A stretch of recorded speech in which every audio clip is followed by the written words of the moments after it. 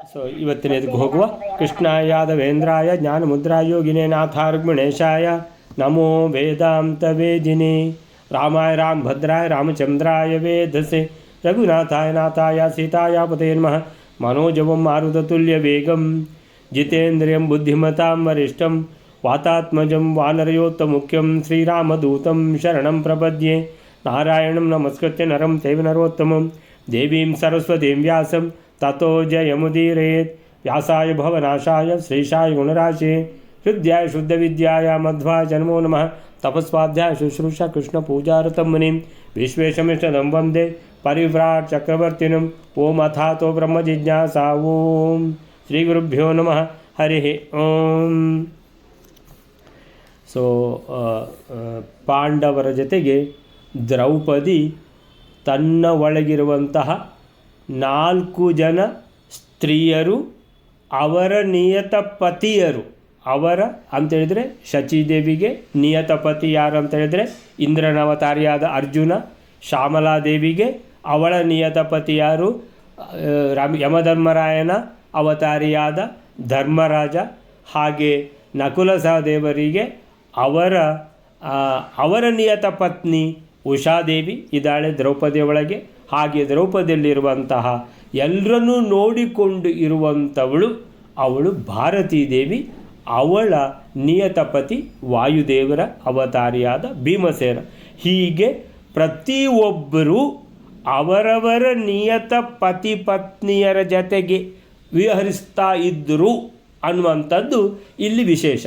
ಅಂತೇಳಿದರೆ ಯಾವುದೇ ದಿವಸ ಪ್ರತಿ ದಿವಸ ದ್ರೌಪದಿ ಹಿಂದಿನದೆಲ್ಲ ಮರೆತು ಹೊಸ ಕನ್ಯೆ ಆಗ್ತಿದ್ಲು ಅಂತೇಳಿದರೆ ಇಲ್ಲ ಎಷ್ಟು ಮರೆತು ಹೋದರೂ ಒಂದು ಚೂಚೂರಾದರೂ ನೆನಪಿರ್ತದಲ್ಲ ಅಂತ ಕೇಳಿದರೆ ಅದಕ್ಕೆ ಹೇಳಿಬಿಟ್ರು ಮಧ್ವಾಚಾರ್ಯರು, ಸ್ವಲ್ಪನೂ ನೆನಪಿರಲಿಲ್ಲ. ಹೇಗೆ ಅಂತೇಳಿದರೆ ಹಿಂದಿನ ದಿವಸದ ದ್ರೌಪದಿ ಅವಳು ಸತ್ತೇ ಹೋಗಿದ್ದಾಳೆ. ಇವತ್ತು ಹೊಸ ದ್ರೌಪದಿ ಹುಟ್ಟಿದ್ದು ನೂತನ ಕನ್ಯೆ. ಯಾಕಂತೇಳಿದರೆ ಯಾವುದೇ ಸಂದೇಹಕ್ಕೆ ಆಸ್ಪದ ಇಲ್ಲ. ಇಲ್ಲ ಸ್ವಲ್ಪ ನೆನಪು ಉಳಿದಿದೆ, ಇಲ್ಲವೇ ಇಲ್ಲ, ಅವಳು ಸತ್ತೇ ಹೋಗಿದ್ದಾಳೆ, ಇವತ್ತು ಹೊಸದು ಹುಟ್ಟಿದರೆ ಯಾವುದಾದ್ರೂ ನೆನಪಿರ್ತದ? ಯಾವುದೂ ನೆನಪಿಲ್ಲ. ಈ ರೀತಿ ದ್ರೌಪದಿ ನಿತ್ಯ ತರುಣಿ. ಪ್ರತಿದಿನ ಪಾಂಡವರು ಈ 5 ಜನ ಅವರು ಪ್ರತಿವಾಸರ ಅಂದರೆ ಪ್ರತಿದಿನ ಸರದಿಯಂತೆ ಒಬ್ಬರೊಬ್ಬರು ತಮ್ಮ ತಮ್ಮ ನಿಯತ ಪತ್ನಿಯರ ಜೊತೆಗೆ ವಿಹರಿಸಿದರು ದ್ರೌಪದಿಯಲ್ಲಿ. ಆದರೆ ಭಾರತೀ ದೇವಿ ಮಾತ್ರ ಅವಳಿಗೆ ಸ್ಮರಣೆ ಹೋಗುವುದಿಲ್ಲ. ಬಾಕಿದ್ದವರಿಗೆಲ್ಲ ಅವರವರದ್ದು ಸ್ಮರಣೆ ಇರ್ತದೆ. ಆದರೆ ಭಾರತೀ ದೇವಿಗೆ ಯಾವ ಸ್ಮರಣೆಯೂ ಇಲ್ಲ. ಈಗ ಶಚೀದೇವಿ ಬಂದರೆ ಶಚೀದೇವಿಗೆ ಅವಳ ಸ್ಮರಣೆ ಇರ್ಬೋದು, ದ್ರೌಪದಿಗೆ ಇಲ್ಲ. ದ್ರೌಪದಿ ಅವಳು ಇವತ್ತು ನೂತನ ಕನ್ಯೆ, ಇವತ್ತು ಅವಳು ಶಚೀದೇವಿ ಅಂತ ಹೇಳಿದ್ರೆ ಶಚೀದೇವಿ ಅವಳು ಶಚೀದೇವಿಯಾಗಿ ಇರ್ತಾಳೆ, ಮುಗಿದೋಯ್ತು. ಸೊ ಶಚೀದೇವಿಗೆ ಮತ್ತೆ 4ನೇ ದಿವಸ 5ನೇ ದಿವಸ ಪುನಃ ಬರುವಾಗ ಅವಳಿಗೆ ಹಿಂದಿನ ದಿವಸದ ನೆನಪು, ಅವಳು ದೇವತೆ ಅಲ್ಲ, ಅವಳಿಗೆ ಇದ್ದರೂ ಇರ್ಬೋದು, ಸ್ಮರಣೆ ಇದ್ದರೂ ಇರ್ಬೋದು. ಆದರೆ ಶಚೀದೇವಿಗೆ ಬಾಕಿ ಯಾರ್ದು ಸಂಬಂಧ ಇಲ್ಲ. ಶ್ಯಾಮಲಾದೇವಿಗೆ ಬಾಕಿದ್ದವರ ಸಂಬಂಧ ಇಲ್ಲ. ಅವಳಿಗೆ ಏನು ಗೊತ್ತಿದ್ದರೂ ಅವಳದು ಮಾತ್ರ ಇರ್ಬೋದು. ಅದೇ ದ್ರೌಪದಿಗೆ ಹಿಂದಿನ ದಿವಸ ಅವಳು ಸತ್ತೋಗಿರ್ತಾಳೆ, ಮರುದಿವಸ ಹೊಸದಾಗಿ ಹುಟ್ಟುತ್ತಾಳೆ. ಈ ರೀತಿ ಅವಳು ಏನಂತ ಹೇಳಿದ್ರೆ ಪ್ರತಿದಿನ ನಿತ್ಯ ನೂತನಳು, ತ್ರಿಲೋಕ ಸುಂದರಿ ದ್ರೌಪದಿ. ಸೊ ಆ ರೀತಿ ಇರುವಂಥದ್ದು. ಯಾವ ರೀತಿ ಮೋಕ್ಷದಲ್ಲಿ ತಮ್ಮ ನಿಯತ ಪತಿ ಪತ್ನಿಯರು ಮೋಕ್ಷದಲ್ಲಿ, ಮೋಕ್ಷ ಅಂತೇಳಿದರೆ ಅಷ್ಟು ದೇವರನ್ನು ತಪಸ್ಸು ಮಾಡಿ ಪಡೆದಿರುವಂತಹ ಮೋಕ್ಷ, ಅಪರೋಕ್ಷ ಜ್ಞಾನ ಆಗಿ ಪ್ರಾರಬ್ಧ ಕರ್ಮ ಅನುಭವಿಸಿದ ಮೇಲೆ ಸಿಗುವಂಥ ಮೋಕ್ಷ. ಆ ಮೋಕ್ಷ ಪಡೆದಂತಹ ಎಲ್ಲಿ ಒಂದೊಂದು 10 ಲಕ್ಷ ಜನರಲ್ಲಿ ಒಬ್ಬರಿಗಾದರೂ ಸಿಗ್ತದೋ ಎಲ್ಲೋ ಗೊತ್ತಿಲ್ಲ ನನಗೆ. ಅಂಥ ಮೋಕ್ಷ ಪಡೆದ ಅಂಥ ಮಹಾನುಭಾವರಿಗೆ ಮಾತ್ರ ಈ ರೀತಿ ನಿತ್ಯ ತಾರುಣ್ಯ ಅನ್ನುವಂಥದ್ದು ಭಗವಂತ ದಯಪಾಲಿಸಿರ್ತಾನೆ. ಅಂತಹ ಇದನ್ನು ದ್ರೌಪದಿ ಆ ನಿತ್ಯ ತಾರುಣ್ಯದಲ್ಲಿ ಇದ್ದಾಳೆ ಅನ್ನುವಂಥದ್ದು ವಿಶೇಷ. ಸೊ ಹೀಗೆ ಮತ್ತೆ ಹೇಳ್ತಾರೆ ಮಧ್ವಾಚಾರ್ಯರು, ಇದನ್ನು ಲೌಕಿಕರು ಇದು ಯಾವ ಥರ ಅಂತ ಊಹಿಸಲಿಕ್ಕೆ ಸಾಧ್ಯ ಇಲ್ಲ. ಆದ್ದರಿಂದ ವಿಶೇಷವಾಗಿ ನಾವು ಇದರಲ್ಲಿ ವಿಚಾರ ಮಾಡುವ ಅವಶ್ಯಕತೆಯೂ ಇಲ್ಲ ಅನ್ನುವಂಥದ್ದನ್ನು ಹೇಳಿ ಆ ವಿಷಯವನ್ನು ಉಪಸಂಹಾರ ಮಾಡ್ತಾರೆ. ಸೊ ಈಗ ನೆಕ್ಸ್ಟ್ ವಿಷಯ ಯಾವುದು ಅಂತ ನೋಡುವ. 188ನೇ ಶ್ಲೋಕ ಮೇಲೆ ವಾಸಿಷ್ಠಯಾದವ ವೃಷಾವಪಿ ಕೇಶವೌತೌ ತತ್ರೋಷತು ಪರಮಸೌಹೃದತೋ ಹಿತೇಷು ತಾಭ್ಯಾಮನಂತ ಗುಣಪೂರ್ಣ ಸುಖಾತ್ಮಕಾಭ್ಯಾಂ ಪಾರ್ಥಾಶ್ಚತೆ ಮುಮುದಿರೆ ಯುತಸತ್ಕಥಾಭಿಃ. 188ನೇ ಶ್ಲೋಕ. ವಸಿಷ್ಠ ಕುಲದಲ್ಲಿಯೂ ಯಾದವ ಕುಲದಲ್ಲಿಯೂ ಶ್ರೇಷ್ಠರಾದ ಆ ಕೃಷ್ಣ ವೇದವ್ಯಾಸರು ಆ ಪಾಂಡವರಲ್ಲಿ ಬಹಳ ಬಂಧು ಪ್ರೇಮವಿರುವ ಪ್ರಯುಕ್ತ ಅವರ ಮನೆಯಲ್ಲಿ ಆವಾಸ ಮಾಡುತ್ತಾರೆ.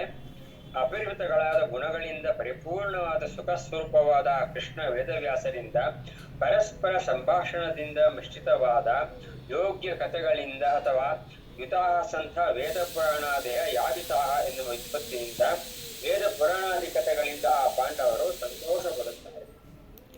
ವಾಸಿಷ್ಠ ಯಾದವ ವೃಷೌ ಅಪಿ ಕೇಶವೌ ತೌ ತತ್ರೋಷತುಃ ಪರಮಸೌಹೃದತೋ ಹಿತೇಷು ತತ್ರ ಊಷತುಃ ಪರಮಸೌಹೃದತಃ ಹಿತೇಷು ತಾಭ್ಯಾಂ ಅನಂತಗುಣಪೂರ್ಣ ಸುಖಾತ್ಮಕಾಭ್ಯಾಂ ಪಾರ್ಥಾಃ ಚ ತೇ ಮುಮುದಿರೆ ಯುತ ಸತ್ಕಥಾಭಿಃ. ವಾಸಿಷ್ಠ ಯಾದವ ಅಂತ ಹೇಳಿದ ಕೂಡಲೇ ನಮಗೆ ನೆನಪು ಬರಬೇಕು ವಾಸಿಷ್ಠ ಕೃಷ್ಣ, ಯಾದವ ಕೃಷ್ಣ ಅಂತ. ವಾಸಿಷ್ಠ ಕೃಷ್ಣ ಅಂದರೆ ವೇದವ್ಯಾಸರು, ಯಾದವ ಕೃಷ್ಣ ಅಂದರೆ ಭಗವಂತ ಶ್ರೀಕೃಷ್ಣ.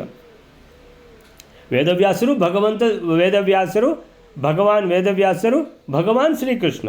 ಸೊ ವಾಸಿಷ್ಠ ಯಾದವ ವೃಷೌ ಅಂದರೆ ಯಾದವ ಕುಲದಲ್ಲಿ ಹುಟ್ಟಿರುವಂತಹ ಒಂದು ನೆಪ ಮಾತ್ರಕ್ಕೆ, ಅಂದರೆ ಭಗವಂತನಿಗೆ ಒಂದು ಕತೆಗೆ, ಅಂದರೆ ವಸುದೇವನ ಮಗ ಅಂತ. ಸೊ ಹಾಗೆ. ಸೊ ಯಾದವ ಕುಲದಲ್ಲಿ ವೃಷ ಅಂದರೆ ಕುಲ. ಸೊ ಯಾದವ ಕುಲದಲ್ಲಿ ಹುಟ್ಟಿದ ಭಗವಾನ್ ಶ್ರೀಕೃಷ್ಣ, ವಸಿಷ್ಠರ ಕುಲದಲ್ಲಿ ಹುಟ್ಟಿದ ವೇದವ್ಯಾಸರು. ಸೊ ವೃಷೌ ಇಬ್ಬರು, ಅಪಿ ಕೇಶವೌ ಇಬ್ಬರು ಕೇಶವರು. ಕೇಶವ ಅಂತ ಹೇಳಿದ ಕೂಡಲೇ ನಮಗೇನು ನೆನಪು ಬರಬೇಕಂದ್ರೆ ಕಾ ಅಂದರೆ ಬ್ರಹ್ಮ, ಈಶ ಅಂದರೆ ರುದ್ರ, ಬ್ರಹ್ಮರುದ್ರಾದಿಗಳಿಗೂ ನಿಯಾಮಕವಾಗಿರುವಂತಹ ಭಗವಂತ ಕೇಶವ. ಸೊ ಇಲ್ಲಿ ಒಬ್ಬರು ಕೇಶವ ಅಲ್ಲ, ಇಬ್ಬರು. ಸೊ ಕೇಶವನ ಎರಡು ಅವತಾರ, ಒಂದು ಅವತಾರ ವೇದವ್ಯಾಸರು, ಇನ್ನೊಂದು ಅವತಾರ ಯಾದವ ಕೃಷ್ಣ. ಸೊ ಇವರು ಇಬ್ಬರು ಕೇಶವೌ ತೌ ಇಬ್ಬರು. ತತ್ರ ಊಷತುಹು ಎಲ್ಲಿದ್ದಾರೆ? ಅಲ್ಲೇ ಇದ್ದಾರೆ. ಎಲ್ಲ ವಿಷಯ ಎಲ್ಲ ಗೊತ್ತಾಗ್ತಾ ಇದೆ. ಏನಂತೇಳಿದರೆ ದ್ರೌಪದಿ ಪ್ರತಿದಿನ ನೂತನ ಕನ್ಯೆಯಾಗಿ ಸೊ ಒಬ್ಬರೊಬ್ಬರ ಜೊತೆಗೆ ಸಂಸಾರ ಮಾಡ್ತಾ ಇದ್ದಾಳೆ ಅಂತ. ಸೊ ಈ ಇಬ್ಬರು ಇನ್ನೂ ಅಲ್ಲೇ ಇದ್ದಾರೆ. ಯಾರು? ವಾಸಿಷ್ಠ ಕೃಷ್ಣ ಮತ್ತು ಇವರು. ತತ್ರ ಊಷತುಹು ಪರಮ ಸೌಹೃದತಃ ಅಂತೇಳಿದರೆ ಯಾಕಿದ್ದಾರೆ? ಭಗವಂತನ ಅವತಾರ ಅಲ್ಲಿ ಯಾಕೆ ಇದ್ದಾರೆ ಅಂತೇಳಿದರೆ ಅವರೆಲ್ಲ ದೇವತೆಗಳೇ ಆಗಿರುವ ಕಾರಣ. ಧರ್ಮರಾಯನು ಯಮಧರ್ಮರಾಯ, ಭೀಮಸೇನನು ವಾಯುದೇವರು, ಆಮೇಲಿಂದ ಅಶ್ವಿನಿ ದೇವತೆಗಳು ನಕುಲ ಸಹದೇವರು, ಸಾಕ್ಷಾತ್ ಇಂದ್ರ ಅವನು ಅರ್ಜುನ. ಸೊ ಹೀಗೆ ಅವರೆಲ್ಲ ದೇವತೆಗಳೇ ಆದ ಕಾರಣ ದ್ರೌಪದಿಯಲ್ಲಿರುವಂಥವರು ಕೂಡ ಈ ದೇವತೆಗಳ ನಿಯತ ಪತ್ನಿಯರು, ಅವರೂ ದೇವತೆಗಳು. ಅಲ್ಲಿ ಪಾರ್ವತಿ ಕೂಡ ಇದ್ದಾಳೆ. ಸೊ ಹೀಗೆ ಎಲ್ಲ ದೇವತೆಗಳ ಜೊತೆಗೆ ಇವರು ಇಬ್ಬರೂ ಕೇಶವರು ಅಲ್ಲಿ ಇದ್ದಾರೆ ಅಂತ ಲೆಕ್ಕ. ಸೊ ಕೇಶವೌ ತೌ ತತ್ರ ಊಷತುಹು ಪಾಂಡವರ ಜೊತೆಗೆ ಇವರೂ ಕೂಡ ವಾಸ ಮಾಡಿದ್ದಾರೆ. ಪರಮ ಸೌಹೃದತಃ ಬಹಳ ಸ್ನೇಹಪೂರ್ಣ ವ್ಯವಹಾರಗಳಿರುವಂತಹ ಆ ಒಂದು ಮಿತ್ರತ್ವ, ಅಂದರೆ ಭಗವಂತನಿಗೂ ಬಾಕಿ ದೇವತೆಗಳಿಗೂ ಗುರು ಶಿಷ್ಯರಿದ್ದ ಹಾಗೆ ಬಹಳ ಆದರಪೂರ್ವಕ ವ್ಯವಹಾರ ಭಗವಂತನದ್ದು ತನ್ನ ಶಿಷ್ಯರ ಜೊತೆಗೆ, ಶಿಷ್ಯರಿಗೆ ಗುರುಗಳ ಜೊತೆಗೆ ಇರುವ ರೀತಿಯಲ್ಲಿ ಪರಮ ಸೌಹೃದ ಸುಹೃದ ಅಂತೇಳಿದರೆ ಏನರ್ಥ ಅಂದರೆ ಸುಹೃದ. ಹೃದ ಅಂತೇಳಿದರೆ ಅರ್ಥ ಹೃದಯ. ಸುಹೃದ ಅಂದರೆ ನಮ್ಮ ಹೃದಯದಲ್ಲಿ ಇರುವಂಥ ವ್ಯಕ್ತಿ. ಅಂದರೆ ಯಾರಪ್ಪ ಅಂಥದ್ದು ಅಂತೇಳಿದರೆ ನಮ್ಮ ಒಳಿತನ್ನೇ ಬಯಸುವವರು, ಅವರಿಗೆ ಸುಹೃದ ಅಂತ ಹೆಸರು. ಅಂದರೆ ಯಾರು ನಮ್ಮ ಒಳಿತನ್ನೇ ಯಾವಾಗಲೂ ಬಯಸ್ತಾರೆ ಅಂತೇಳಿದರೆ ಮುಖ್ಯ ನಮಗೆ ನೆನಪು ಬರಬೇಕು ಭಗವಂತ. ಸುಹೃದ ಅಂತೇಳಿದರೆ ಭಗವಂತನಷ್ಟು ಸುಹೃದ ಇನ್ಯಾರಿಲ್ಲ. ಸೊ ಪರಮ ಸೌಹೃದ ಅಂತೇಳಿದರೆ ಅತ್ಯಂತ ಶ್ರೇಷ್ಠ ಸುಹೃದ ಕೇಶವನ 2 ಅವತಾರಗಳು ಈ ದೇವತೆಗಳ ಜೊತೆಗೆ ವಾಸ ಮಾಡ್ತಾ ಇದ್ದಾರೆ. ಹಿ ತೇಷು ಅಂತೇಳಿದರೆ ಅವರೆಲ್ಲ ತಾಭ್ಯಾಂ ಅನಂತ ಗುಣಪೂರ್ಣ ಸುಖಾತ್ಮಕಾಭ್ಯಾಂ. ಭಗವಂತನ ಹೆಸರು ನೆನಪು ಬಂದ ಕೂಡಲೇ ಮಧ್ವಾಚಾರ್ಯರು ಕೂಡಲೇ ಬರೀತಾರೆ, ಯಾರ ಬಗ್ಗೆ ಮಾತಾಡ್ತಾ ಇದ್ದೀವಿ? ಅನಂತ ಗುಣಪೂರ್ಣ. ಎಲ್ಲ ಗುಣಗಳಂತೇಳಿದರೆ ನಾನು ಯಾವಾಗಲೂ ನಿಮಗೆ ಹೇಳೋದು, ಗುಣಗಳಂತೇಳಿದರೆ ನಮಗೆ ಮುಖ್ಯವಾಗಿ ನೆನಪು ಬರಬೇಕು ಜ್ಞಾನ, ಅದರ ಮೇಲೆ ನೆಕ್ಸ್ಟ್ ಸುಖ, ಆಮೇಲಿಂದ ಶಕ್ತಿ, ಮತ್ತು ಔದಾರ್ಯ, ಅದು ಇದೆಲ್ಲ ಒಟ್ಟೊಟ್ಟಿಗೆ ವೀರ್ಯ ಎಲ್ಲ ಮುಂದೆ ಹೋಗ್ತದೆ. ಜ್ಞಾನ ಅಂತೇಳಿದ್ರು ಪೂರ್ಣ ಜ್ಞಾನ, ಸುಖ ಅಂತೇಳಿದ್ರು ಪೂರ್ಣ ಸುಖ, ಹಾಗೆ ಶಕ್ತಿ ಅಂತೇಳಿದರೆ ಅಚಿಂತ್ಯ ಶಕ್ತಿ. ದೇವತೆಗಳು ಕೂಡ ಊಹಿಸಲಿಕ್ಕೆ ಆಗದಿರುವಷ್ಟು ಶಕ್ತಿ ಭಗವಂತನದ್ದು. ಅದಕ್ಕೆ ಹೇಳ್ತಾರೆ ಅನಂತ ಗುಣ. ಎಷ್ಟು ಗುಣಗಳಂತ ಲೆಕ್ಕ ಇಲ್ಲ, ಗುಣ ನಿಧಿ, ಗುಣಗಳ ಸಾಗರ ಭಗವಂತ. ಆಮೇಲೆ ಪೂರ್ಣ ಅಂತೇಳಿದರೆ ಅದು ಬಹಳ ಮುಖ್ಯ. ಪ್ರತಿಯೊಂದು ಗುಣ ಕೂಡ ಪೂರ್ಣ ಇರುವಂಥ ಭಗವಂತ. ಸುಖಾತ್ಮಕಾಭ್ಯಾಂ ಅಂದರೆ ಸುಖ ಅಂದರೆ ಆನಂದ. ಸೊ ಭಗವಂತನ ಸುಖ ಅಂತೇಳಿದರೆ ಆನಂದ ಅಂತೇಳಿದರೆ ಅದು ಪೂರ್ಣ. ಅದಕ್ಕೋಸ್ಕರನೇ ಭಗವಂತನಿಗೆ ಏನೂ ಕೂಡ ಬೇಡ ಅಂತೇಳಿದರೆ ಎಲ್ಲವೂ ಇದೆ.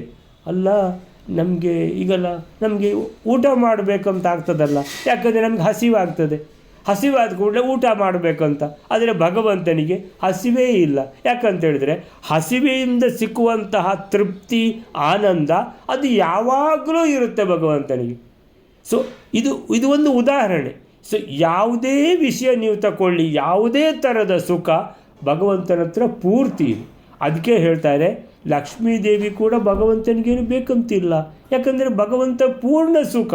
ಲಕ್ಷ್ಮೀದೇವಿಯಿಂದ ಏನು ಸುಖ ಸಿಗಬೇಕೋ ಅದು ಮೊದಲೇ ಇದೆ ಭಗವಂತನ ಹತ್ರ. ಮತ್ತು ಅಂದರೆ ಲಕ್ಷ್ಮೀದೇವಿಗೆ ಬೇಜಾರಾಗೋದು ಬೇಡ ಅಂತ ಭಗವಂತ ಯಾವಾಗಲೂ ಲಕ್ಷ್ಮೀದೇವಿಯನ್ನು ಆಲಿಂಗನ ಮಾಡಿಕೊಂಡೇ ಇರ್ತಾನೆ. ಲಕ್ಷ್ಮೀದೇವಿಯಾದರೂ ಆ ಭಗವಂತಂದು ಸದಾ ಸೇವೆ ಮಾಡಿಕೊಂಡು ಇರ್ತಾಳೆ. ಸೊ ಆ ಪದ್ಯ ಏನು ಹೇಳ್ತದೆ? ಕೋಟಿ ಕೋಟಿ ಭೃತ್ಯರಿರಲು ಸದಾ ತಾನೇ ಭಗವಂತನ ಸೇವೆ ಮಾಡುತ್ತಿಹಳು ಅಂತ. ಸೊ ಈ ರೀತಿ ಭಗವಂತನ ಎಲ್ಲ ಗುಣಗಳು ಕೂಡ ಪೂರ್ಣವಾಗಿ, ಪ್ರತ್ಯೇಕ ಗುಣ, ಪ್ರತಿಯೊಂದು ಗುಣ ಕೂಡ ಪೂರ್ಣವಾಗಿರುವಂತಹ ಈ ಭಗವಂತ ಕೇಶವ, ಆ ಕೇಶವನ 2 ಅವತಾರ ಅನ್ನುವಂಥದ್ದು ಕೃಷ್ಣ, ಯಾದವ ಕೃಷ್ಣ, ವಾಸಿಷ್ಠ ಕೃಷ್ಣ, ಈ 2 ಅವತಾರ ಇಬ್ಬರೂ ಕೂಡ ಆ ದೇವತೆಗಳ ಜೊತೆಗೆ ಅಲ್ಲೇ ಬಹಳ ಸಮಯ ವಾಸ ಮಾಡಿದರು. ಈ ಇಬ್ಬರು ಅವತಾರ ಪುರುಷರು ಒಟ್ಟಿಗೆ ಇರುವ ಕಾರಣ ಪಾರ್ಥಾಹ ಅಂದರೆ ಪಾಂಡವರು ತೇ ಮುಮುದಿರೆ, ಒಂದು ದ್ರೌಪದಿಯ ಒಟ್ಟಿಗೆ ದಾಂಪತ್ಯದ ಆ ಒಂದು ಸುಖ ಅನುಭವಿಸ್ತಾ ಇದ್ದಾರೆ. ಇನ್ನೊಂದು ಕಡೆ ಏನಂತೇಳಿದರೆ ಧರ್ಮ, ಆಮೇಲಿಂದ ಭಗವಂತನ ವಿಷಯಗಳು, ಅಥಾತೋ ಬ್ರಹ್ಮ ಜಿಜ್ಞಾಸ ಅಂತ. ಏನಂತೇಳಿದರೆ ನಾವು ಏನು ಮಾಡಬೇಕು ಅಂದರೆ ನಮಗೆ ಯಾವಾಗ ಸಮಯ ಸಿಗ್ತದೋ ಆ ಸಮಯವನ್ನು ಸ್ವಲ್ಪವೂ ವ್ಯರ್ಥ ಮಾಡದೆ ಬ್ರಹ್ಮನ ಬಗ್ಗೆ ಜಿಜ್ಞಾಸ ಮಾಡಬೇಕು. ಬ್ರಹ್ಮ ಅಂದರೆ ಭಗವಂತ, ಬ್ರಹ್ಮನ ಬಗ್ಗೆ ಅಂದರೆ ಭಗವಂತನ ಬಗ್ಗೆ ಜಿಜ್ಞಾಸ, ಇನ್ನೂ ತಿಳ್ಕೊಳ್ಬೇಕು ಅಂತ. ಅಂದರೆ ಒಂದು ನಿಮಿಷ ಕೂಡ ಸ್ವಲ್ಪನೂ ವ್ಯರ್ಥ ಮಾಡದೆ ಭಗವಂತನ ಬಗ್ಗೆ ವಿಚಾರಗಳನ್ನೇ ಮಾಡ್ತಾ ಯಾವಾಗಲೂ ನಾವು ಇರ್ತೇವೋ, ಅಧ್ಯಯನ ಅಂದರೆ ತಿಳ್ಕೊಳ್ಳೋದು, ನಾವು ಅಧ್ಯಯನ ಮಾಡಿ ಆಮೇಲೆ ಇನ್ನೊಬ್ಬರಿಗನ್ನು ತಿಳಿಸುವಂಥದ್ದು, ಅದು ಅಧ್ಯಾಪನ. ಅಧ್ಯಯನ ಅಧ್ಯಾಪನ ಎರಡೂ ಸೇರಿದರೆ ಅದಕ್ಕೆ ಯಾವ ಶಬ್ದ ಅಂದರೆ ಸ್ವಾಧ್ಯಾಯ ಅಂತ. ಸೊ ಈ ಸ್ವಾಧ್ಯಾಯದಲ್ಲೇ ಸದಾ ಯಾವಾಗ ಸ್ವಾಧ್ಯಾಯ ಅಂತೇಳಿದರೆ ಇದರ ಉದ್ದೇಶ ಏನು? ಭಗವಂತನನ್ನು ತಿಳ್ಕೊಳ್ಬೇಕು, ಅದಕ್ಕೋಸ್ಕರ ಸ್ವಾಧ್ಯಾಯ, ಬೇರೆ ಯಾವ ಸ್ವಾಧ್ಯಾಯವೂ ಅಲ್ಲ. ಸೊ ಇಂಥ ಸ್ವಾಧ್ಯಾಯ ಮಾಡಿಕೊಂಡು, ಯಾಕಂದರೆ ವಾಸಿಷ್ಠ ಕೃಷ್ಣರೂ ಇದ್ದಾರೆ, ಯಾದವ ಕೃಷ್ಣರೂ ಇದ್ದಾರೆ, ಇಬ್ಬರೂ ಇರುವಾಗ ಆ ಇಬ್ಬರಿಂದಲೂ ಏನು ಚರ್ಚೆ ಮಾಡ್ತಾರೆ ಅಂತ ಹೇಳಿದರೆ ಭಗವಂತನ ವಿಷಯವನ್ನೇ ಚರ್ಚೆ ಮಾಡಿಕೊಂಡು, ಭಗವಂತನ ಮಹಿಮೆಗಳನ್ನೇ ತಿಳ್ಕೊಂಡು, ಭಗವಂತನ ಕಥೆಗಳನ್ನೇ ಕೇಳಿಕೊಂಡು, ಭಾಗವತವನ್ನೇ ಶ್ರವಣ ಮಾಡಿಕೊಂಡು ಕಾಲ ಕಳೆದರು ಪಾಂಡವರು ಅತ್ಯಂತ ಉತ್ತಮ ರೀತಿಯಲ್ಲಿ. ಪಾರ್ಥಾಹ ತೇ ಮುಮುದಿರೆ, ಬಹಳ ಸಂತೋಷದಲ್ಲಿ. ಒಂದು ಸಂತೋಷ ದ್ರೌಪದಿಯಿಂದ ಸಿಕ್ಕುವ ಸಂತೋಷ, ಇನ್ನೊಂದು ಸಂತೋಷ ಈ ಎರಡೂ ಭಗವಂತನ ಅವತಾರಗಳು ಕೊಡುವಂತಹ, ಭಗವಂತನ ಜಿಜ್ಞಾಸುಗಳಿಗೆ ಕೊಡುವಂತಹ ಎಲ್ಲ ವಿಷಯಗಳು, ಭಗವಂತನ ವಿಷಯಗಳನ್ನು ಎಷ್ಟಾಗ್ತದೋ ಅಷ್ಟನ್ನು ಇಬ್ಬರೂ ಸೇರಿ ಕೊಡ್ತಾ ಇದ್ದಾರೆ. ಅದನ್ನು ಕೇಳ್ತಾ ಕೇಳ್ತಾ ಏನಂತ ಹೇಳಿದರೆ ಬಹಳ ಸಂತೋಷದ ಸಾಗರದಲ್ಲಿ ತೇಲಿ ಹೋಗ್ತಾ ಇದ್ದಾರೆ ಪಾಂಡವರು ದ್ರೌಪದಿಯೊಂದಿಗೆ. ಸೊ ಮುಮುದಿರೆ, ಮುಮುದಿರೆ ಅಂತ ಹೇಳಿದರೆ ಯಾವುದು? ನಿಮ್ಮ ರೇಮೆ ರೇ ಮಾತೆ ರೇ ಮೀರೆ ಅಂತ ಅಂತೇಳಿ ಬಹುವಚನ. ಅಂತೇಳಿದರೆ ಮುಮುದಿರೆ ಅಂತೇಳಿದರೆ ಬಹಳ ಸಂತೋಷಪಟ್ಟರು. ಅಂದರೆ 5+1 6 ಜನ ಇದ್ದಾರೆ, ಲೆಕ್ಕಕ್ಕೆ 6 ಜನ, ಕುಂತಿದೇವಿ ಸೇರಿ 7 ಜನ ಇವರು ಅಂತೇಳಿದರೆ ಇವರಿಗೆ ಬೇರೆ ಯಾವುದೇ ಚಿಂತೆ ಇಲ್ಲ, ಲೌಕಿಕದ ಚಿಂತೆ ಎಲ್ಲ ಇಲ್ಲದೆ ಧಾರ್ಮಿಕ ಚಿಂತೆ, ಅಧ್ಯಾತ್ಮ ಅಂತೇಳಿದರೆ ಏನು ಅಂತ ಅರ್ಥ ಕೇಳಿದರೆ, ಅಧ್ಯಾತ್ಮ ಅಂತೇಳಿದರೆ ಅಧಿಕವಾಗಿ ಆತ್ಮದ ಬಗ್ಗೆ ಚಿಂತೆ ಮಾಡುವುದು ಅಧ್ಯಾತ್ಮ. ಅಧಿಕವಾಗಿ ಅಂತೇಳಿದರೆ ಎಷ್ಟಾಗ್ತದೋ ಅಷ್ಟು ಒಂದು ಕ್ಷಣನೂ ಬಿಡದೆ. ಆತ್ಮ ಅಂದರೆ ಪರಮಾತ್ಮ, ನಮ್ಮ ಒಳಗಿರುವಂಥ, ನಮ್ಮ ಹೃದಯದಲ್ಲಿರುವಂಥ ಪರಮಾತ್ಮನಿಗೆ ಆತ್ಮ ಅಂತ ಹೆಸರು. ಸೊ ಅಂಥ ನಮ್ಮ ಹೃದಯದೊಳಗಿರುವಂಥ ಪರಮಾತ್ಮನ ಬಗ್ಗೆನೇ ಯಾವಾಗಲೂ ಚಿಂತೆ ಮಾಡ್ತಾ ಇರುವಂಥದ್ದು. ಚಿಂತೆ ಅಂದರೆ ಇಲ್ಲಿ ವಿಚಾರ, ಅವನನ್ನು ಇನ್ನೂ ತಿಳ್ಕೊಳ್ಬೇಕಂತ ಅಧಿಕವಾಗಿ ಈ ರೀತಿ ವಿಚಾರ ಮಾಡ್ತಾ ಇದ್ದರೆ ಅದಕ್ಕೆ ಹೆಸರು ಅಧ್ಯಾತ್ಮ ಅಂತ. ಸೊ ಈ ಅಧ್ಯಾತ್ಮದಲ್ಲಿ ಬಹಳ ಸಂತೋಷಪಡ್ತಾ ಇದ್ದಾರೆ ಇವರೆಲ್ಲ, ಅದಕ್ಕೆ ಹೆಸರು ಮುಮುದಿರೆ. ಯುತ ಸತ್ಕಥಾಭಿಹಿ, ಸತ್ಕಥಾ ಅಂತ ಹೇಳಿದ್ರೆ ಉತ್ತಮ ಭಗವಂತನ ಕಥೆಗಳು. ಸತ್ ಅಂದರೆ ಉತ್ತಮ, ಒಳ್ಳೆಯದು ಅಂತ. ಕಥಾ ಅಂತೇಳಿದರೆ ವಿಚಾರ ಅಂತೇಳಿದರೆ ಭಗವಂತನ ಮಹಿಮೆ. ಈಗ ನಾವು ಒಂದು ಮಹಿಮೆಯನ್ನು ಕೇಳಿದ್ವಿ, ಹೇಗೆ ಯಮಧರ್ಮರಾಯಾದಿ 5 ದೇವತೆಗಳು ಯಾರು? ಪಾಂಡವರು. ಆ ಪಾಂಡವರು ಇಲ್ಲಿ ದ್ರೌಪದಿಯಲ್ಲಿರುವಂತಹ 5 ಅಲ್ಲಿ ದೇವತಾ ಪತ್ನಿಯರು, ಅವರ ಜೊತೆಗೆ ಯಾವ ರೀತಿ ದಾಂಪತ್ಯ ನಡೆಸಿದರು. ಇದು ಒಂದು ಕಥೆಯೇ. ಇದು ಕಥೆ ಸಾಮಾನ್ಯದ ಕಥೆ ಅಲ್ಲ, ಇದು ಸತ್ ಕಥೆ ಅಂತೇಳಿದರೆ ಇಷ್ಟು 5 ಜನರ ಜೊತೆಗೆ ದಾಂಪತ್ಯ ನಡೆಸುತ್ತಾ ದ್ರೌಪದಿ ಅತ್ಯಂತ ಪವಿತ್ರಳಾಗಿ ಇದ್ದಳು ಅನ್ನುವಂಥದ್ದು ಎಷ್ಟು ಅದು ಅಂತೇಳಿದರೆ ಎಷ್ಟು ಒಂದು ಅದು ಆ ವಿಶೇಷವಾದ ಕಥೆ ನೋಡಿ ಇದು. ಅಂದರೆ ಒಂದು ಚೂರು ಪಾವಿತ್ರ್ಯ ಅನ್ನುವಂಥದ್ದು ಒಂದು ಚೂರು ಧಕ್ಕೆ ಬರದೆ ಆ ರೀತಿ ದಾಂಪತ್ಯ ನಡೆಸಿದಳು ಅನ್ನುವಂಥದ್ದು ಅತ್ಯಂತ ವಿಶೇಷವಾದ ಕಥೆ. ಅದೇ ಥರ ಭಗವಂತನ ಭಾಗವತದಲ್ಲಿ ಎಲ್ಲ ಬರುವಂಥ ಕಥೆಗಳು ಭಗವಂತನ ಮಹಿಮಾಪೂರ್ಣ ಎಲ್ಲ ಏನೆಲ್ಲ ಭಗವಂತ ಮಾಡಿದ್ದಾನೆ ಅದೇ ಕಥೆಗಳು. ಅದಕ್ಕೆ ಹೆಸರು ಸತ್ಕಥಾ, ಒಳ್ಳೆಯ ಕಥೆಗಳು. ಸೊ ಸತ್ಕಥಾಭಿಹಿ, ಒಳ್ಳೆಯ ಕಥೆಗಳು, ಒಳ್ಳೆಯ ಪ್ರಸಂಗಗಳು, ಭಗವಂತನ ಬಗ್ಗೆ ಇನ್ನೂ ಹೆಚ್ಚು ತಿಳ್ಕೊಳ್ಳುವಂತಹ ಈ ಎಲ್ಲ ಪ್ರಸಂಗಗಳು ಮಹಿಮೆಗಳಿಂದ ಕೂಡಿದ. ಯುತ ಅಂದರೆ ಕೂಡಿದ. ಈ ಏನು ವಿಚಾರ, ಪ್ರತಿದಿನ ವಿಚಾರ ನಡೀತಾ ಇದೆ ಇಬ್ಬರ ಜೊತೆಗೆ, ಯಾರು ಯಾದವ ಕೃಷ್ಣ ಮತ್ತು ವಾಸಿಷ್ಠ ಕೃಷ್ಣರ ಜೊತೆಗೆ ಪಾಂಡವರು ಕೂಡಿಕೊಂಡು ಸೊ ಆ ರೀತಿ ಕಾಲ ಕಳೀತಾ ಇದ್ದಾರೆ. ಅತ್ಯಂತ ಸಂತೋಷದಿಂದ, ಅತ್ಯಂತ ಉತ್ತಮ ರೀತಿಯಲ್ಲಿ ಅನ್ನುವಂಥದ್ದನ್ನು ಈ 188ನೇ ಶ್ಲೋಕ ಹೇಳ್ತದೆ. ಇದಕ್ಕೆ ಏನು ಹೇಳ್ತಾರೆ ಪ್ರಭಂಜನಾಚಾರ್ಯ ನೋಡುವ. ವಾಸಿಷ್ಠ ಕೃಷ್ಣ ಹಾಗೂ ಯಾದವ ಕೃಷ್ಣ ರೂಪದ ಶ್ರೀಹರಿ ಅಂದರೆ ಕೇಶವ ಪರಮ ಸ್ನೇಹದಿಂದಾಗಿ ಅಂದರೆ ಪರಮ ಸೌಹೃದತಃ ಪಾಂಡವರೊಂದಿಗೆ ಅಲ್ಲಿಯೇ ಭಗವಂತ ಈ 2 ರೂಪಗಳಲ್ಲಿ ವಾಸಿಸಿದ. ಭಗವಂತ ಒಬ್ಬನೇ, ರೂಪಗಳು ಹಲವು, ಇಲ್ಲಿ 2 ರೂಪಗಳು. ಅನಂತ ಗುಣಯುಕ್ತವಾದ ಪರಿಪೂರ್ಣ ಸುಖಸ್ವರೂಪರಾದ ಈ ವಾಸಿಷ್ಠ ಕೃಷ್ಣ ಮತ್ತು ಯಾದವ ಕೃಷ್ಣ ಅವರಿಬ್ಬರೊಂದಿಗೆ ಪಾಂಡವರು ಸಹ ಉಚಿತವಾದ ಉತ್ತಮ ಭಗವಂತನನ್ನು ತಿಳಿದುಕೊಳ್ಳುವಂತಹ ವಿಚಾರಪೂರ್ಣ ಸಂಭಾಷಣಾದಿಗಳ ಮೂಲಕ ಆನಂದಿಸಿದರು ಅಂತ ಹೇಳಿದ್ದಾರೆ. ಪಾಂಡವರನ್ನು ತಮ್ಮ ಉಪಸ್ಥಿತಿಯಿಂದ ಅನುಗ್ರಹಿಸಲೆಂದು ಪಾಂಚಾಲ ಪಟ್ಟಣದೊಂದಿಗೆ, ಅಂದರೆ ಪಾಂಚಾಲ ಪಟ್ಟಣದಲ್ಲೇ ಅವರು ಯಾವಾಗ ದ್ರೌಪದಿಯನ್ನು ಮದುವೆ ಆಗಿದ್ದಾರೋ ವ್ಯಾಸರು ಕೂಡ ಅವ್ರ ಜೊತೆಗೇ ಇದ್ದಾರೆ. ಆಮೇಲಿಂದ ಯಾವಾಗ ಒಂದು ಸಲ ವ್ಯಾಸರು ಮತ್ತು ಶ್ರೀಕೃಷ್ಣ ಹೊರಟು ಹೋದರು, ಆಮೇಲಿಂದ ಯಾವಾಗ ವಿದುರನನ್ನು ಧೃತರಾಷ್ಟ್ರ ಕಳಿಸಿದ ಪಾಂಡವರನ್ನು ದ್ರೌಪದಿಯೊಂದಿಗೆ ಕರ್ಕೊಂಡು ಬಾ ಅಂತ ಹೇಳ್ಕೊಂಡು ಈ ಶುಭ ಸಮಾಚಾರ ಯಾವಾಗ ತಿಳಿಯಿತೋ ಅವರಿಬ್ಬರು ದೃಪದನ ಜಾಗಕ್ಕೆ ಬಂದರು. ಸೊ ಅಲ್ಲಿಂದ ವಿದುರನ ಜತೆಗೆ ಸೇರಿಕೊಂಡು ಎಲ್ಲರೂ ಒಟ್ಟಿಗೆ ಬಂದಿದ್ದಾರೆ ಹಸ್ತಿನಾವತಿಗೆ. ಹಸ್ತಿನಾವತಿಯಲ್ಲಿ ಮೊದಲು ಬರಮಾಡಿಕೊಂಡಿದ್ದಾರೆ ಬಹಳ ಆದರಪೂರ್ವಕವಾಗಿ. ಅಲ್ಲಿಂದ ಇವಳು ಸೌಬಲಿ ಗಾಂಧಾರಿ ಕುಂತಿಗೆ ಹೇಳ್ತಾಳೆ, ಏನು ಅಂತೇಳಿದರೆ ಬೇರೆ ಮನೆ ಮಾಡೋದು ಒಳ್ಳೆಯದು, ನಿಂದು ಮನೆ ಇದೆಯಲ್ಲ, ನೀನು ಅಲ್ಲಿಗೆ ಹೋಗು. ತುಂಬ ಚೆಲುವೆ ಯಾರು ದ್ರೌಪದಿ, ಅವಳ ಮೇಲೆ ಯಾರಾದರೂ ಅಂದರೆ ಕಣ್ಣೆ ಹಾಕಿಯೇ ಬಿಡ್ತಾರೆ. ಅದು ನನ್ನ ಮಗ ದುರ್ಯೋಧನ, ಬೇಡ ಅವನ ವಿಷಯ ಹೇಳೋದು ಅಂತ ಹೇಳಿಬಿಟ್ಟು ಏನು ಮಾಡಿದ್ಲು, ನೀನು ಬೇರೆ ಮನೆ ಮಾಡಿಬಿಡು, ನಾವು ಸಂತೋಷವಾಗಿರೋಣ, ನೀವು ಸಂತೋಷವಾಗಿರಿ ಅಂತ. ಸೊ ಅಲ್ಲಿಂದ ಹೀಗೆ ಈ ದ್ರೌಪದಿ ಜೊತೆಗೆ ಪಾಂಡವರ ದಾಂಪತ್ಯ ಸಾಗ್ತಾ ಇದೆ. ಇಬ್ಬರು ವಾಸಿಷ್ಠ ಕೃಷ್ಣ ಮತ್ತು ಯಾದವ ಕೃಷ್ಣ ಇಬ್ಬರು ಪಾಂಡವರ ಜೊತೆಗೆ ಇದ್ದಾರೆ.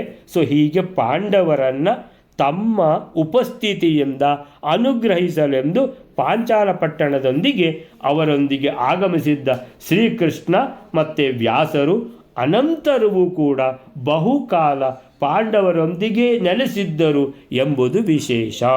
ಸೊ ಅಲ್ಲಿಗೆ 188ನೇ ಶ್ಲೋಕ ಆಯಿತು. 189ನೇ ಶ್ಲೋಕವೇನಾರೆ? ಪೂರ್ವಂ ಹಿತೇಷು ವನಗೇಷು ಬಭೂವ ಕಾಶಿ ರಾಜ್ಞಃ ಸುತಾಕೃತ ಉರುಕ್ಷಿತಿ ಪಾಲಯೋಗಃ ತತ್ರ ಸ್ವಯಂವರಗತಾಂ ಧೃತರಾಷ್ಟ್ರಪುತ್ರಃ ಕನ್ಯಾಂ ಬಲಾಜ್ಯಗೃಹ ಆತ್ಮ ಬಲಾಸ್ತಿ ದೃಪ್ತಃ. 189ನೇ ಶ್ಲೋಕ. ಇಲ್ಲಿಯವರೆಗೆ ಪಾಂಡವರ ವಿವಾಹದ ಕಥೆಯನ್ನು ಹೇಳಿ ಮುಂದಕ್ಕೆ ದುರ್ಯೋಧನಾದಿಗಳ ವಿವಾಹದ ಕಥೆಯನ್ನು ಹೇಳುವುದಕ್ಕಾಗಿ ಇಲ್ಲಿ ಪೀಠಿಕೆಯನ್ನು ಪ್ರಾರಂಭಿಸುತ್ತಿದ್ದಾರೆ. ದ್ರೌಪದಿಯ ವಿವಾಹಕ್ಕಿಂತ ಮೊದಲು ಆ ಪಾಂಡವರು ವನದಲ್ಲಿ ಇರುತ್ತಿರಲು, ಅಂದರೆ ಹಿಡಿಂಬ ವನದಲ್ಲಿದ್ದಾಗ ಕಾಶಿರಾಜನ ಮಗಳ ಸ್ವಯಂವರಕ್ಕಾಗಿ ರಾಜರ ಮಹಾಮೇಳವು ಆಯಿತು. ಅಲ್ಲಿ ಧೃತರಾಷ್ಟ್ರನ ಮಗನಾದ ದುರ್ಯೋಧನನು ತನ್ನ ಬಲದಿಂದ ಮಹಾ ಅಹಂಕಾರಿಯಾಗಿ ಸ್ವಯಂವರದಲ್ಲಿರತಕ್ಕಂತಹ ಕನ್ನಿಕೆಯನ್ನು ಬಲಾತ್ಕಾರವಾಗಿ ಅಪಹರಿಸುತ್ತಾನೆ. ಪೂರ್ವಂ ಹಿತೇಷು ವನಗೇಷು ಬಭೂವ ಕಾಶಿ ರಾಜ್ಞಃ ಸುತಾಕೃತ ಉರುಕ್ಷಿತಿ ಪಾಲ ಯೋಗಃ ತತ್ರ ಸ್ವಯಂವರಗತಾಂ ಧೃತರಾಷ್ಟ್ರಪುತ್ರಃ ಕನ್ಯಾಂ ಬಲಾತ್ ಜಗೃಹ ಆತ್ಮಬಲಾತ್ ಅತಿದೃಪ್ತಃ ಆತ್ಮಬಲಾತ್ ತೃಪ್ತಃ. ಪೂರ್ವಂ ಹಿ, ಈಗ ಹೇಳುವಂತಹ ಏನು ಕಥೆ ಇದೆಯೋ ಮೊದಲಿದ್ದು ಪೂರ್ವಂ ತೇಷು ವನಗೇಶು ಬಭೂವ ಅಂತೇಳಿದರೆ, ತೇಷು ಅಂತೇಳಿದರೆ ಪಾಂಡವರನ್ನು ವಾರಣಾವತಕ್ಕೆ ಕಳುಹಿಸಿ ಅಲ್ಲಿ ಬಹಳ ಸಮಯ ಅಲ್ಲಿದ್ದರು, 6 ತಿಂಗಳಲ್ಲಿದ್ದರು ಅಂತಿತ್ತಲ್ವ. ಅಲ್ಲಿಂದ ಅವರು ಏನು ಅಂತ ಹೇಳಿದರೆ ಅದಕ್ಕೆ ಬೆಂಕಿ ಕೊಟ್ಟು ಅವರನ್ನು ಸುಡಬೇಕು ಅಂತೇಳಿದರೆ ಅವರು ವಿಷಯ ಎಲ್ಲ ತಿಳಿದಿರುವ ಕಾರಣ ಅವರು ಆ ಬೆಂಕಿಯಲ್ಲಿ ಸುಡಲಿಲ್ಲ. ಅವರು ಬಾಕಿದವರನ್ನು ಅವರನ್ನು ಯಾರನ್ನು ಸುಡಬೇಕಂತ ಅಲ್ಲಿ ಜನ ಕಳಿಸಿದ್ನೋ ದುರ್ಯೋಧನ ಅವರನ್ನೇ ಸುಟ್ಟು ಪಲಾಯನ ಮಾಡಿದ್ದಾರೆ ಸುರಂಗ ಮಾರ್ಗದಲ್ಲಿ. ಸೊ ಆಮೇಲಿಂದ ಅವರು ಅಲ್ಲಿ ಗಂಗಾ ನದಿಯನ್ನು ಯಾರು ವಿದುರ ಕಳಿಸಿದ ಆ ದೋಣಿಯಲ್ಲಿ ಸಂಚರಿಸಿ ಅಲ್ಲಿಂದ ಎಲ್ಲಿ ಆ ದೋಣಿಯವನು ಬಿಟ್ಟನೋ ಅಲ್ಲಿಂದ ವನ ಪ್ರವೇಶ ಮಾಡಿದ್ದಾರೆ. ಹಿಡಿಂಬಕ ವನದಲ್ಲಿ ಹಿಡಿಂಬಾಸುರನ್ನು ಸಂಹಾರ ಮಾಡೋದು, ಹಿಡಿಂಬೆ ಜೊತೆಗೆ ಭೀಮ ಮದುವೆ ಆಗೋದು, ಹೀಗೆಲ್ಲ ಮುಂದುವರಿತಾ ಇರ್ತದೆ. ಈ ಸಮಯದಲ್ಲಿ ತೇಷು ವನಗೇಶು ಪಾಂಡವರು ವನದಲ್ಲಿ ಇದ್ದಾಗ, ಪೂರ್ವಂ ಅಂತೇಳಿದರೆ ಈ ಸಮಯ, ಬಭೂವ ಆಯಿತು ಕಾಶಿರಾಜ್ಞ ಸುತಾಕೃತ ಅಂದರೆ ಕಾಶಿರಾಜ ಅವನ ಸುತ ಅಂದರೆ ಮಗಳು, ಕೃತ ಅಂದರೆ ಮಗಳಿಗೋಸ್ಕರ, ಕೃತೆ ಸುತಾಕೃತೆ ಅಂದರೆ ಸ್ವಯಂವರ ಏರ್ಪಡಿಸಿದ್ದ ಅಂತ ಅರ್ಥ. ಅದರಲ್ಲಿ ಉರು ಕ್ಷಿತಿಪಾಲ ಯೋಗ, ಉರು ಅಂದರೆ ದೊಡ್ಡ ಅಂತ, ಕ್ಷಿತಿಪಾಲ ಅಂದರೆ ಕ್ಷಿತಿ ಅಂದರೆ ಭೂಮಿ, ಪಾಲ ಅಂದರೆ ಪಾಲಿಸುವವರು, ಭೂಮಿಯನ್ನು ಪಾಲಿಸುವವರು ಅಂತ ಹೇಳಿದ್ರೆ ರಾಜರು. ಸೊ ಉರು ಕ್ಷಿತಿಪಾಲ ಅಂದರೆ ದೊಡ್ಡ ದೊಡ್ಡ ರಾಜರು. ಯೋಗ, ಯೋಗ ಅಂದರೆ ಈ ಸ್ವಯಂವರದಲ್ಲಿ ಪಾಲ್ಗೊಂಡಿದ್ದರು. ಯೋಗ ಅಂತ ಹೇಳಿದ್ರೆ ಒಟ್ಟಿಗೆ ಸೇರುವುದು ಅಂತ ಅರ್ಥ ಯೋಗ. ಸೊ ತತ್ರ ಅಂದರೆ ಅಲ್ಲಿ ಆ ಸ್ವಯಂವರದಲ್ಲಿ ಸ್ವಯಂವರ ಗತಾಂ, ಸ್ವಯಂವರ ಅಂತ ಹೋಗಿದ್ದಾನೆ. ಸ್ವಯಂವರ ಗತಾಂ ಧೃತರಾಷ್ಟ್ರ ಪುತ್ರ, ಧೃತರಾಷ್ಟ್ರನಿಗೆ 100 ಮಕ್ಕಳು, ಗಂಡು ಮಕ್ಕಳು 100 ಇದ್ದಾರೆ. ಆದರೂ ಧೃತರಾಷ್ಟ್ರ ಪುತ್ರ ಅಂತ ಹೇಳಿದ ಕೂಡಲೇ ದುರ್ಯೋಧನ. ಸೊ ಈ ದುರ್ಯೋಧನ ಕನ್ಯಾಂ ಬಲಾತ್ ಜಗೃಹೇ, ಸ್ವಯಂವರದ ನಿಯಮಗಳೆಲ್ಲ ಇರ್ತವೆ. ಈ ರೀತಿ ತನ್ನ ತಂಗಿಯನ್ನೋ ಮಗಳನ್ನೋ ಗೆಲ್ಲಬೇಕಿದ್ರೆ ಈ ಥರದ ನಿಯಮದ ಪ್ರಕಾರ ಸ್ಪರ್ಧೆ ಇದೆ ಅಂತ ಹೇಳಿರ್ತಾರೆ. ಈ ದುರ್ಯೋಧನ ಅದನ್ನು ಯಾವುದನ್ನೂ ಕೇಳದೆ ಸ್ವಯಂವರದ ಒಂದು ಕಡೆ ನಡೀತಾ ಇದ್ದಂಗೆ ಆ ಕನ್ಯೆಯನ್ನು ಅಲ್ಲಿಂದ ಬಲಾತ್ ಜಗ್ರಹ, ಬಲಪ್ರಯೋಗದಿಂದ ಎತ್ತಿಕೊಂಡು ಹೋದ. ಬಲಾತ್ ಕನ್ಯಾಂ, ಕನ್ಯೆಯನ್ನು ಬಲಾತ್ ಬಲಪ್ರಯೋಗದಿಂದ ಬಲಾತ್ಕಾರದಲ್ಲಿ ಜಗೃಹೇ ಕರ್ಕೊಂಡು ಹೋಗಿಬಿಟ್ಟ, ಎತ್ಕೊಂಡು ಹೋಗಿಬಿಟ್ಟ. ಅವಳಿಗೆ ಯಾರು ಏನು ಅಂತ ಗೊತ್ತಾಗುವ ಮೊದಲು ಅವಳನ್ನು ಎತ್ಕೊಂಡು ಹೋಗಿ ಆಗಿದೆ. ಈಗ ಎಂಥದಿದು? ಆತ್ಮಬಲಾತ್ ಅತಿದೃಪ್ತ, ತಾನೇ ದೊಡ್ಡ ಸಂಗತಿ ಅಂತ ಅತಿದೃಪ್ತ, ಬಹಳಷ್ಟು ಅಹಂಕಾರಿಯಾಗಿದ್ದ ಈ ದುರ್ಯೋಧನ ದರ್ಪದಿಂದ ತನ್ನನ್ನು ಹೇಳುವವರು ಕೇಳುವವರು ಯಾರಿಲ್ಲ, ನಿಮ್ಮ ಸ್ವಯಂವರದ ನಿಯಮಗಳೆಲ್ಲ ನೀವೇ ಇಟ್ಟುಕೊಳ್ಳಿ, ಈ ಹುಡುಗಿಯನ್ನು ನಾನೇ ಮದುವೆ ಆಗ್ತೇನೆ ಅಂತ ಇರ್ಬೋದು, ಎತ್ತಿಕೊಂಡು ಹೋಗಿಬಿಟ್ಟ. ಅಲ್ಲ, ನೀನು ಮದುವೆ ಆಗು, ಸ್ವಯಂವರ ಅಂತ ಹೇಳಿದ ಮೇಲೆ ಸ್ಪರ್ಧೆಗೆ ಅನುಕೂಲವಾದ ನಿಯಮಗಳನ್ನು ಪಾಲಿಸಿ ಆಮೇಲಿಂದ ನೀನು ಗೆದ್ದರೆ ಅವಳು ನಿನ್ನನ್ನು ವರಿಸ್ತಾಳೆ. ಇಲ್ಲ ನನಗಿದೆಲ್ಲ ಲಾಗೂ ಇಲ್ಲ ಅಂತ. ಇದು ಜಬರ್ದಸ್ತಿ ಆಯ್ತಲ್ಲ? ಹೌದು, ಜಬರ್ದಸ್ತಿನೇ ಅಂತೇಳಿದ್ರೆ ಕನ್ಯಾಂ ಬಲಾತ್ ಜಗೃಹೇ, ಜಬರ್ದಸ್ತಿ ಎತ್ಕೊಂಡು ಹೋದ, ಅಪಹರಿಸಿಕೊಂಡು ಹೋದ. ಆತ್ಮಬಲಾತ್, ತನ್ನ ಬಗ್ಗೆ, ಆತ್ಮಬಲ ಅಂದರೆ ತನ್ನ ಬಗ್ಗೆ ತಾನು ಏನು ತಿಳ್ಕೊಳ್ಳೋದು, ಅದು ಆತ್ಮಬಲ. ಅತಿದೃಪ್ತ ಅಂದರೆ ಬಹಳ ದರ್ಪ, ಮದ, ಅಹಂಕಾರದಿಂದ, ದುರಹಂಕಾರದಿಂದ ಕೂಡಿದ ದುರ್ಯೋಧನನು ಹುಡುಗಿಯನ್ನು ಎತ್ತಿಕೊಂಡು ಅಪಹರಿಸಿಕೊಂಡು ಹೋದ. ಸೊ ಇದು ಕಾಶಿರಾಜನ ಮಗಳ ಸ್ವಯಂವರ. ಸೊ ಇದರಲ್ಲಿ ಹಿಂದೆ ಪಾಂಡವರು ವನದಲ್ಲಿದ್ದಾಗ ತೇಷು ವನಗೇಶು ಕಾಶಿರಾಜನ ಮಗಳ ಸ್ವಯಂವರಕ್ಕಾಗಿ, ಅಂದರೆ ಕಾಶಿರಾಜ್ಞ ಸುತಾಕೃತೆ, ಕೃತೆ ಇದ್ದದ್ದು ಅದು ಸಂಧಿಯಾಗಿ ಕೃತ ಅಂತ ಆಗೋದು. ಸೊ ಸುತಾಕೃತೆ ಮಗಳಿಗೋಸ್ಕರ ಮಾಡಿದ ಸ್ವಯಂವರ ಅಂತ. ಸೊ ಅದರಲ್ಲಿ ದೊಡ್ಡ ದೊಡ್ಡ ರಾಜರ ಮೇಳ ಅಂದರೆ ಊರು, ದೊಡ್ಡ ದೊಡ್ಡ, ಕ್ಷಿತಿಪಾಲ ಅಂದರೆ ರಾಜರುಗಳ, ಯೋಗ ಅಂದರೆ ಒಟ್ಟಿ ಸೇರುವಿಕೆ, ಮೇಳ, ಸಮ್ಮೇಳನ. ಸೊ ಸಮೂಹದಲ್ಲಿ ಸೇರಿಕೊಂಡಿರುವಂಥದ್ದು ಯೋಗ ಬಭೂವ ಆಯಿತು. ಅದರಲ್ಲಿ ತತ್ರ ತನ್ನ ಬಲದಿಂದ ಸೊಕ್ಕಿದ್ದ ಆತ್ಮಬಲಾತ್ ಅತಿ ದೃಪ್ತ. ಆತ್ಮ ಅಂದರೆ ತನ್ನ ಅಂತಲೂ ಆಗುತ್ತೆ. ಆತ್ಮಬಲ ಅಂದರೆ ತನ್ನ ಬಲದ ಬಗ್ಗೆ ಅತಿ ದೃಪ್ತ, ಬಹಳ ದರ್ಪದ ವ್ಯವಹಾರ, ಬಹಳ ದುರಂಕಾರದ ವ್ಯವಹಾರ, ತನ್ನನ್ನು ತಾನು ಬಹಳ ಜಾಸ್ತಿ ತಿಳ್ಕೊಂಡ, ಅದಕ್ಕೆ ಮದ ಅಂತ ಹೇಳ್ತಾರೆ. ಮದ, ಆಮೇಲೆ ಅತಿ ಸೊಕ್ಕು ಅಂತ ಹೇಳ್ತಾರೆ. ಈ ಸೊಕ್ಕಿಂದ ಏನು ಮಾಡಿದ್ದಾನೆ ದುರ್ಯೋಧನ ಅಂತ ಹೇಳುವ ಶಬ್ದ ಯಾವುದು? ಧೃತರಾಷ್ಟ್ರಪುತ್ರ ಕನ್ಯಾಂ ಬಲಾತ್ಕಾರದಿಂದ ಜಗೃಹೇ ಅಪಹರಿಸಿಕೊಂಡು ಹೋದ.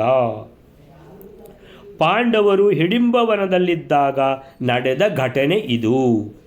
ಕಾಶಿರಾಜನ ಮಗಳ ಸ್ವಯಂವರಕ್ಕೆಂದು ರಾಜ ಮಹಾರಾಜರ ಮಹಾಸಮ್ಮೇಳನ ಅಂತೇಳಿದರೆ ಭಾಳಷ್ಟು ಜನ ಸೇರಿದ್ದಾರೆ. ನಡೆದು ಬಭೂವ. ಅದರಲ್ಲಿ ದುರ್ಯೋಧನ ಸ್ವಯಂವರದ ನಿಯಮಗಳನ್ನು ಉಲ್ಲಂಘಿಸಿ, ನನಗಿದು ಲಾಗುವೇ ಇಲ್ಲ, ನನಗಿದು ಅಪ್ಲೈ ಆಗುವುದಿಲ್ಲ ಅಂತ.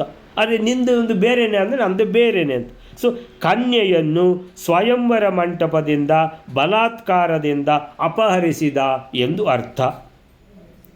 ಅಂತೂ ದುರ್ಯೋಧನ ಎಲ್ಲ ವ್ಯವಹಾರಗಳಲ್ಲಿಯೂ ದುಷ್ಟತನವನ್ನೇ ತೋರುವ ಮಹಾಪಾಪಿ ಎಂದು ಇದರಿಂದ ತಿಳಿಯುತ್ತದೆ. ಎಲ್ಲಿ ಹೋದರೂ ಅವನು ಇದೇ ಥರ ದರ್ಪ ದುರಹಂಕಾರದಿಂದ ಅವನು ಯಾವಾಗಲೂ ಎಲ್ಲ ವ್ಯವಹಾರ ಇದೇ ರೀತಿ ನಡೆಸ್ತಾ ಇದ್ದ ಅಂತ ಹೇಳೋದಕ್ಕೆ ಇದು ಇನ್ನೊಂದು ನಿದರ್ಶನ ಅಂತ ಹೇಳಿಬಿಟ್ಟು ಇವತ್ತಿನ ಇದನ್ನು ನಿಲ್ಲಿಸ್ಕೊಳ್ಳೋಣ. ಶ್ರೀಕೃಷ್ಣ ಅರ್ಪಣಮಸ್ತು.